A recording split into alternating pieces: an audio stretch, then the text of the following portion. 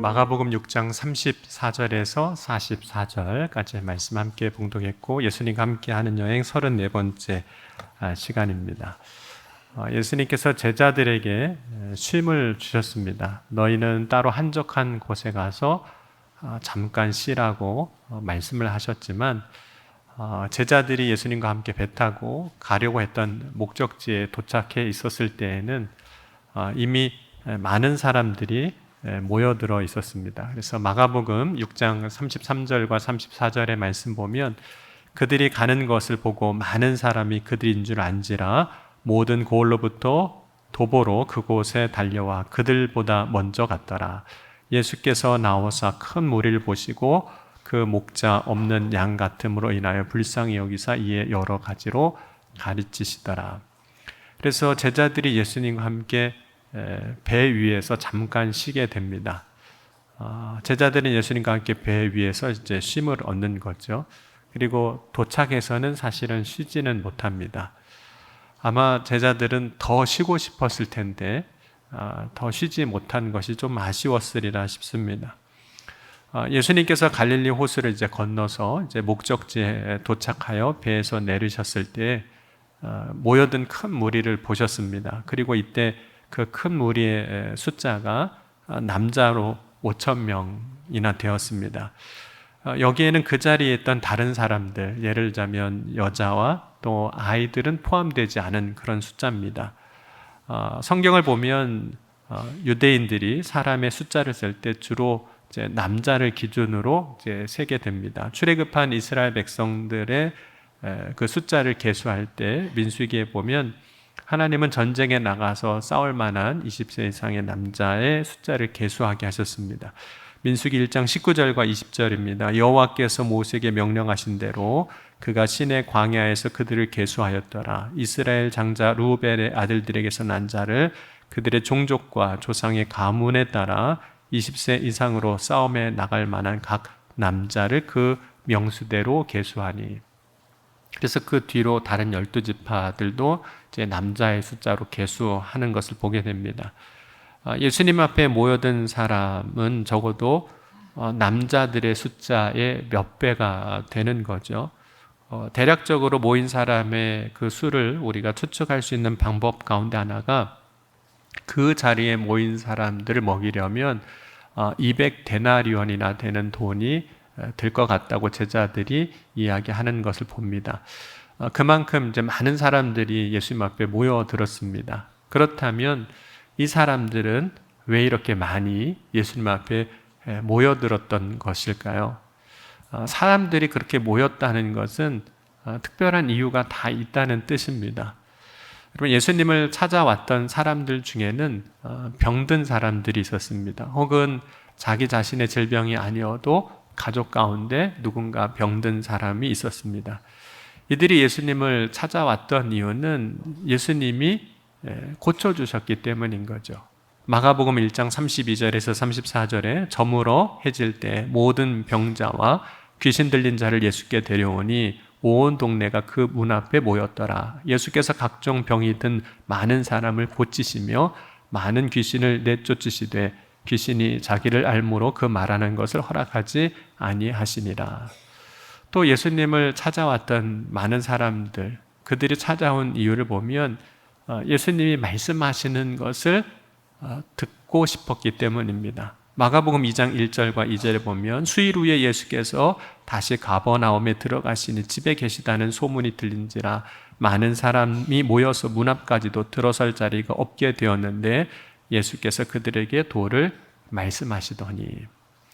그런데 이렇게 예수님을 찾아왔던 사람들을 보면 그들에게는 공통점이 있는데 그 공통점은 다 갈급함을 가지고 있다는 겁니다. 만약 이들에게 주님을 향한 갈급함이 없었다면 예수님 앞으로 나오지 않았을 겁니다. 뿐만 아니라 예수님이 그들이 갈급해하는 그 갈급함을 해결해 주시지 못한다면 사람들 또한 예수님 앞으로 나오지 않았을 겁니다. 예수님 앞에 나가기만 하면 자신의 갈급함의 모든 문제가 다 해결이 되었던 거죠. 요한복음 7장 37절과 38절에 보면 그래서 예수님께서 이렇게 말씀을 하셨습니다. 한번 같이 읽어보도록 하겠습니다. 명절 끝날 곧 큰 날에 예수께서 서서 외쳐 이르시되 누구든지 목마르거든 내게로 와서 마시라. 나를 믿는 자는 성경에 이른 같이 그 배에서 생수의 강이 흘러나오리라 하시니. 예수님 앞에 나온 사람들은 각자의 갈급함을 가지고 예수님 앞에 나왔습니다. 그런데 예수님 앞에 나온 사람에게 갈급함이 있었지만 그들이 살아온 인생에서 그 갈급함의 문제를 해결하지는 못하고 있었습니다. 그래서 예수님이 보실 때 그 예수님 앞에 나온 사람들이 목자 없는 양 같았습니다. 목자가 없으니 어디로 가야 할지도 몰랐고 어떻게 해야 할지도 몰라 계속해서 그 갈급한 심령으로 살아왔던 겁니다. 예수님은 그러한 무리를 보시고 불쌍히 여기셨습니다. 그러므로 예수님은 예수님 앞에 나온 사람들을 여러 가지로 가르치신 거예요. 그래서 말씀으로 가르치시고 또 그들의 문제를 해결해 주신 겁니다. 이렇게 하신 이유는 인생의 갈급함이 예수님 앞에서 말씀을 들을 때 예수님 역사하실 때 해결되기 때문입니다. 예수님께서 언제부터 말씀을 사람들에게 가르치셨는지, 예수님 앞에 나온 사람들이 몇 시에 나왔는지 우리는 그 시간은 다 알 수가 없습니다. 예수님이 말씀을 시작하신 하루 중 그 시간이 언제인지는 알 수 없지만 해가 저물어질 때까지 예수님은 계속해서 모인 사람들에게 말씀을 가르치셨습니다. 만약 예수님이 제자들과 함께 배를 타고 움직이셨던 그 시간이 이른 아침부터라면 그때부터 모여든 사람들도 있었을 것이고 그 후에 모여든 사람들도 있을 겁니다. 그런데 중요한 것은 이들이 언제 온 것과 상관없이 예수님 앞에 있었던 사람들은 그 자신의 자리를 떠나지 않고 있었다는 점입니다. 그리고 이들이 예수님 앞에 올 때는 예수님이 계신 그곳으로 가기 위해서 달려온 사람들도 있었습니다. 그런데 이러한 사람들이 한두 사람이 아니었던 거예요. 오늘 33절에서 35절에 보면 예수님 앞에 나온 사람들이 어떻게 나왔는지를 이렇게 말씀합니다. 그들이 가는 것을 보고 많은 사람이 그들인 줄 안지라 모든 고을로부터 도보로 그곳에 달려와 그들보다 먼저 갔더라. 예수께 나오사 큰 무리를 보시고 그 목자 없는 양 같음으로 인하여 불쌍히 여기사 이에 여러 가지로 가르치시더라. 때가 저물어 가 제자들이 예수께 나와 여짜오되 이곳은 빈들이요 날도 저물어 가니. 예수님 앞에 모여든 사람들이 보여준 어떤 모습들, 태도들을 통해서 예수님 앞에 나온 이 사람들이 얼마나 갈급해하고 있는지를 이제 볼 수 있습니다. 예수님이 가시는 곳에 먼저 달려가는 그 모습, 때가 저물었지만 그것을 떠나지 않고 있는 그 모습이 많은 사람들이 갖고 있었던, 예수님 앞에 나와 있었던 사람들의 그 갈급함의 크기라고도 할 수 있습니다. 여러분, 육신을 가진 사람이면 때가 되면 다 먹어야 됩니다. 사람은 다 누구나 배가 고파지는 거죠. 마태복음 21장 18절에도 보면 예수님께서 배고프셨다, 시장하셨다고 말씀합니다. 이른 아침에 성으로 들어오실 때 시장하신지라. 육신으로 오신 예수님도 공생애를 시작하시기 전에 광야로 가서 40일을 금식을 하셨습니다.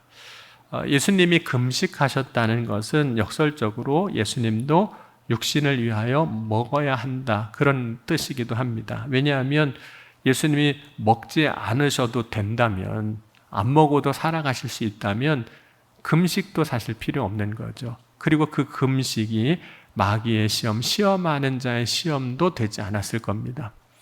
마귀는 예수님이 금식하셨기 때문에 먹는 것으로, 떡으로 시험할 수 있었습니다. 예수님도 드셔야 하기 때문에 금식 후 돌이 떡에 되게 하는 그 일이 시험이 되는 것입니다. 그렇다면 예수님을 찾아왔던 모든 사람도 다 먹어야 됩니다. 예수님도 육신으로 오셨기 때문에 시장하시고, 예수님도 육신으로 오셨기 때문에 드셔야 한다면 예수님을 찾아왔던 다른 사람들이야 다 때가 되니 먹어야 하는 거죠. 지금 이들은 저녁 때까지 예수님을 기다렸고 예수님의 말씀을 듣고 있었습니다. 예수님 앞에 있는 이들도 분명히 배가 고플 게 분명합니다. 그럼에도 불구하고 이들은 예수님을 떠나지 않았습니다. 저녁 때가 되었습니다. 그래서 이들도 분명히 먹고 싶은 마음이 있었을 겁니다. 그런데 이들에게는 먹고 싶은 그 마음보다, 갈망보다 더 큰 갈망이 있는 거죠. 그 갈망은 예수님인 겁니다. 지금 예수님 앞에 나온 사람들은 육신의 갈급함, 내 배의 고픔, 갈급함보다 더 갈급함을 가지고 있는 겁니다. 영혼의 갈급함이 육신의 갈망, 갈급함을 이긴 겁니다. 그래서 저녁 때가 되어도 아무도 먹을 것을 위하여 지금 그 자리를 떠나지 않고 있는 거죠. 여러분은 영혼의 갈급함을 가지고 계신가요? 말씀에 대한 갈급함이 있으신가요? 제가 이 부분 설교하면서 1부 때는 이런 얘기를 했습니다. 제가 1부 때 설교를 8시 예배 시작이니까 8시 반쯤 시작하는데 제가 점심때까지 계속 설교하면 여러분은 어떠실까요? 아마 기도하는 중에 밥 먹으러 나가시는 분도 혹시 그렇죠? 슬그머니 너무 배가 고파서 아침 8시부터 예배를 드리고 12시가 됐는데도 안 끝났으니까 기도할 때 슬그머니 나갈 수도 있습니다. 여러분은 주님에 대한 갈망이 있으신가요? 오늘 우리가 가져야 할 갈급함은 말씀에 대한 갈급함이고 주님에 대한 갈망입니다. 여러분 시편 42편 1절에서 3절은 이렇게 고백을 하고 있습니다. 함께 같이 읽어보겠습니다. 하나님이여 사슴이 시냇물을 찾기에 갈급함같이 내 영혼이 주를 찾기에 갈급하나이다. 내 영혼이 하나님 곧 살아계시는 하나님을 갈망하나니 내가 어느 때 나아가서 하나님의 얼굴을 배울까? 사람들이 종일 내게 하는 말이 내 하나님이 어디 있느냐 하오니 내 눈물이 죄하로 내 음식이 되었도다. 내 영혼이 주를 찾기에 갈급하나이다. 이런 고백을 합니다. 오늘 이 아침에 저와 여러분의 믿음의 고백도 오늘 시편 42편의 고백처럼 주님을 갈망하고 주님을 갈급하는 저와 여러분이 될 수 있기를 주의 이름으로 간절히 축원합니다. 이제 저녁 때가 됐습니다. 제자들도 배고프기는 마찬가지겠죠. 그래서 제자들은 저녁 때가 되니까 그 모여든 사람들이 이제 보내려고 하는 겁니다. 오늘 6장 35절, 36절입니다. 한번 같이 읽겠습니다. 때가 저물어 가매 제자들이 예수께 나와 여짜오되 이곳은 빈들이요 날도 저물어 가니 무리를 보내어 두루 촌과 마을로 가서 무엇을 사 먹게 하옵소서. 여러분 제자들이 사람들을 이제 보내자고 하는 그 일, 보내자고 말하는 그것을 이해가 되는 거죠. 왜냐하면 앞서 제자들은 예수님 앞에 모여든 많은 사람들로 인해서 음식 먹을 겨를도 없었기 때문입니다. 그래서 예수님께서 제자들에게 잠깐 쉬어라고도 말씀하셨습니다. 제자들은 사람들을 빨리 보내고 싶었습니다. 제자들이 사람들을 빨리 보내야 이제 쉴 수도 있고 자신도 먹을 수도 있습니다. 뿐만 아니라 현실적으로 이렇게 많은 사람들이 모여 있는 상황에서는 어떻게 할 방법이 없는 거죠. 지금 상황에서 제자들의 갈망은 쉬고 싶은 거예요. 쉼에 대한 갈망. 그리고 자신들이 빨리 먹을 것을 먹고 싶은, 그래서 내 배를 좀 채우고 싶은 그런 갈망들이 있는 겁니다. 사람들이 예수님 앞에 나왔던, 예수님을 그렇게 찾았던, 뛰어왔던, 그렇게 예수님 앞에 나왔던 그 갈망도 이해가 되지만 또 반대로 모든 사람들을 예수님에게서 빨리 이제 보내고 싶은 이 제자들의 마음도 충분히 이해가 되는 거죠. 주일 예배를 마치고 교회에 있는데 저희 교회에서 있었던 얘기는 아니니까 안심하시고 들으셔도 됩니다. 주일 예배를 마치고 이렇게 교회에 있는데 그때 관리관사님을 하신 분이 저한테 이렇게 이제 말씀을 하신 적이 있으세요. 목사님은 집에 안 가세요? 이렇게 물어보시더라고요. 그 순간 그 말이 무슨 뜻인지 잘 몰랐습니다. 그 말이 그냥 인사 정도로 생각을 했어요. 교회 오면 어서 오세요 이렇게 인사하시잖아요. 그렇게 말하는 것처럼 예배를 마치고 집에 안 가냐 하는 그런 인사라고 생각을 했습니다. 조금 지나고 생각해 보니까 이런 뜻이 있는 거예요. 담임 목사가 가야 관리 권사님도 문 닫고 퇴근하고 집에 가시니까 저한테 목사님은 안 가세요? 이렇게 이제 물어보셨던 거죠. 사람들은 자신의 갈망을 여러 가지 언어로 혹은 행동으로 이제 표현을 합니다. 제자들의 갈망, 지금 사람들을 이제 빨리 보내고 싶은 그런 갈망은 책임에 대한 갈망이기도 해요. 특별히 책임을 지고 싶지 않은 것에 대한 갈망이에요. 어쩌면 이 부분도 제자들의 입장에서는 뭐 당연한 일인 거죠. 왜냐하면 지금같이 예수님 앞에 많은 사람들이 모여들었을 때 제자들이 책임질 방법도 없고 책임질 힘도 능력도 없습니다. 여러분, 책임이라는 것도 자신의 역량 안에서 가능한 겁니다. 자신이 감당할 수 있는 범위 안에서 책임도 가능한 것이지 그것을 넘어선 것은 어떻게 우리가 할 수 없는 거죠. 지금 남자만 5,000명이라는 사람, 넘는 사람들이 모여있는 상황이라면 다른 사람의 수는 다 제하더라도 12명의 제자당 800~900명을 감당해야 되는 거죠.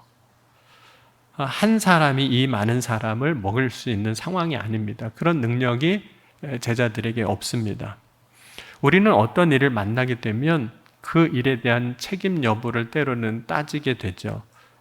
그때 우리는 그 책임을 지고 싶지 않을 때가 있습니다. 책임은 때로는 참 무겁고 버거운 것이기 때문입니다. 뿐만 아니라 어떤 때는 책임을 다한 것에 대한 영광이 없을 수도 있어요. 그냥 책임은 다했는데 영광도 없어요. 책임을 다한 것은 그냥 의무로 끝날 수 있습니다. 칭찬도 없이 그냥 끝날 수 있어요. 그런 때는 책임지고 싶지 않은 거죠. 여러분, 누가복음 17장 7절 이후의 말씀 보면 예수님께서 이렇게 말씀합니다. 너희 중 누구에게 밭을 갈거나 양을 치거나 하는 종이 있어 밭에서 돌아오면 그더러 곧 와 앉아서 먹으라 말할 자가 있느냐. 도리어 그더러 내 먹을 것을 준비하고 띠를 띠고 내가 먹고 마시는 동안 수종 들고 너는 그 후에 먹고 마시라 하지 않겠느냐. 명한 대로 하였다고 종에게 감사하겠느냐. 이와 같이 너희도 명령받은 것을 다 행한 후에 이르기를 우리는 무익한 종이라 우리가 하여야 할 일을 한 것뿐이라 할지니라. 여러분, 제자들의 입장에서 보면 지금 상황에서 굳이 일을 만들어 할 이유가 없습니다. 뭐 한다고 칭찬받는 것도 아닐 것 같은데 굳이 이 사람들 우리가 책임지겠습니다, 어떻게 하겠습니다 할 필요도 없는 거죠. 그런데 바로 이때 예수님께서 제자들에게 말씀을 하세요. 요한복음 6장에 보면 제자들에게 말씀하시는 것이 이제 빌립을 시험하고자 함이라 이렇게 말씀하셨거든요. 요한복음 6장 5절 6절입니다. 예수께서 눈을 들어 큰 무리가 자기에 오는 것을 보시고 빌립에게 이르시되 우리가 어디서 떡을 사서 이 사람을 먹이겠느냐 하시니 이렇게 말씀하심은 친히 어떻게 하실지 아시고 빌립을 시험하고자 하심이라. 그리고 오늘 함께 본 마가복음 6장 37절은 이렇게 말씀합니다. 6장 37절은 같이 읽겠습니다. 대답하여 이르시되 너희가 먹을 것을 주라 하시니 여짜오되 우리가 가서 200데나리온의 떡을 사다 먹이리이까. 여러분, 제자들이 왜 사람들을 빨리 보내고 싶어 하는지 이해가 되세요? 너희가 먹을 것을 주라고 하실까 봐. 그죠? 그거 어떻게 우리가 줘요? 우리가 어떻게 감당해요? 그러니까 예수님은 책임을 피하고 싶은 제자들에게 오히려 책임을 맡겨주시는 거죠. 왜 예수님은 제자들에게 이렇게 너희가 먹을 것을 주라고 말씀하시는 걸까요? 요한복음에는 이제 빌립을 시험하고자 하심이라고 말씀하셨는데 그 시험 위에 다른 이유는 없느냐 하는 거죠. 예수님께서 제자들에게 책임을 주시는 이유는 정말로 제자들이 모든 사람의 먹을 것을 감당하게 하기 위해서 주신 것이 아닙니다. 예수님은 제자들이 이 모든 사람을 다 감당하지 못하는 거, 책임지지 못할 걸 아십니다. 예수님은 제자들에게 너희가 먹을 것을 주라고 말씀하시는 이유는 제자들에게 가지고 있는 이 갈망을 바꾸시고 싶으신 거예요. 그것은 정말로 주님을 바라보는 갈망입니다. 이 상황 속에서도, 우리가 감당할 수 없는 이 상황 속에서도 내 힘으로, 내 역량으로, 내 능력으로 감당할 수 없으니까 그냥 보내고 가라고 하는 그것이 아니라 이 상황 속에서도 더욱 주님을 바라보게 하시는 그 갈망으로 바꾸시려고 하시는 거예요. 여러분, 예수님도 갈망 있으세요? 원하시는 게 있으시거든요. 예수님의 갈망이 무엇인지는 예수님의 마음에서부터 알 수 있는데, 예수님의 마음은 이런 마음입니다. 사랑이거든요. 오늘 6장 34절입니다. 한번 같이 읽겠습니다. 예수께서 나오사 큰 무리를 보시고 그 목자 없는 양 같음으로 인하여 불쌍히 여기사 이에 여러 가지로 가르치시더라. 예수님을 지금 갈망함으로 찾아온 이들을 향해서 불쌍히 여기셨어요. 사랑으로 무언가를 해주고 싶으셨어요. 그것이 예수님의 마음인 거예요. 예수님의 원함이고 갈망인 거죠. 예수님은 예수님을 갈망함으로 찾아온 이들에게 먼저는 이제 먹을 것을 주십니다. 그들의 배를 채워주시는 거죠. 여러분, 때로는 우리의 육신의 배, 우리의 배를 만족시켜 주는 것도 사랑입니다. 로뎀 나무 아래에 있었던 엘리야 선지자에게 하나님이 이제 먹을 것을 주시는 것처럼, 부활하신 후 밤새 고기를 잡지 못한 베드로에게 제자들에게 찾아가셔서 예수님께서 구운 떡과 생선을 주셨던 것, 그들의 배를 부르게 하시는 거예요. 먹을 것을 주시는 것. 그런데 예수님 앞에 모여든 사람을 먹이기 위해서 예수님께서 제자들에게 물어보세요. 떡이 몇 개 있는지 보라고 물어보십니다. 그때 떡 5개와 물고기 2마리만 있었습니다. 떡 5개와 물고기 2마리로 모여든 이 많은 사람들을 배불리 채울 수 없었습니다. 그럼에도 불구하고 예수님은 사람들을 푸른 잔디 위에 앉게 하시고 떡 5개와 물고기 2마리를 가지고 축사하신 후에 제자들에게 나누어 주셨습니다. 이때 이 자리에 모인 모든 사람들이 오병이어의 기적을 경험합니다. 분명히 떡 5개와 물고기 2마리 뿐이었지만 모든 사람들이 다 배불리 먹었습니다. 42절, 43절입니다. 함께 읽겠습니다. 다 배불리 먹고 남은 떡 조각과 물고기를 12바구니에 차게 거두었으며, 예수님께서 원하셨던 것 중에 하나가 저녁까지 있는, 그래서 배고파하는 사람들의 배를 이제 채워주셨는데, 예수님의 갈망이 단순히 이렇게 사람들이 배고파할 때 그 배고파하는 배를 채워주시는 것일까요? 단순히 그냥 배부르게만 하는 것이 예수님이 정말 원하시는 걸까 하는 겁니다. 만약 예수님의 갈망이 사람들의 배를 배부르게 채우는 것에 있었다면 이후에도 예수님은 계속해서 사람들의 배를 부르게 하셨을 겁니다. 뿐만 아니라 예수님이 많은 사람들을 배불리는 그 표적을 보고 사람들이 예수님 임금으로 삼으려고 할 때 예수님은 그때에도 여전히 예수님은 사람들을 배부르게 하셨을 거예요. 그런데 그때 예수님은 사람들의 요청을 거절하시고 오히려 산으로 떠나셨습니다. 그래서 오늘과 같이, 오늘 오병이어로 사람들을 배부르게 하셨던 것 같이 사람들을 배부르게 하시지 않으셨어요. 예수님은 오히려 사람들의 배를 만족하게 하시지 아니하시고 다음과 같이 말씀을 하셨습니다. 요한복음 6장 32절에서 35절을 보면 이렇게 말씀하셨습니다. 요한복음으로 같이 한번 읽어보겠습니다. 예수께서 이르시되 내가 진실로 진실로 너희에게 이르노니 모세가 너희에게 하늘로부터 떡을 준 것이 아니라 내 아버지께서 너희에게 하늘로부터 참떡을 주시나니 하나님의 떡은 하늘에서 내려 세상에 생명을 주는 것이니라. 그들이 이르되 주여 이 떡을 항상 우리에게 주소서. 예수께서 이르시되 나는 생명의 떡이니 내게 오는 자는 결코 줄이지 아니할 터요 나를 믿는 자는 영원히 목마르지 아니하리라. 예수님은 사람들이 구하는 떡을 주시지 아니하고 나는 생명의 떡이라고 말씀하셨습니다. 그러니까 예수님이 정말로 주시고자 한 것은 영원히 목마르지 않는 만족을 주시는 거예요. 그것이 영생인 겁니다.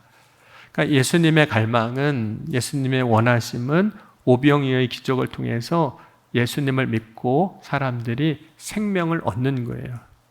요한복음 20장 31절에 그래서 요한복음을 기록한 목적에 대해서 이렇게 말씀합니다. 오직 이것을 기록함은 너희로 예수께서 하나님의 아들 그리스도이심을 믿게 하려 함이요 또 너희로 믿고 그 이름을 힘입어 생명을 얻게 하려 함이니라.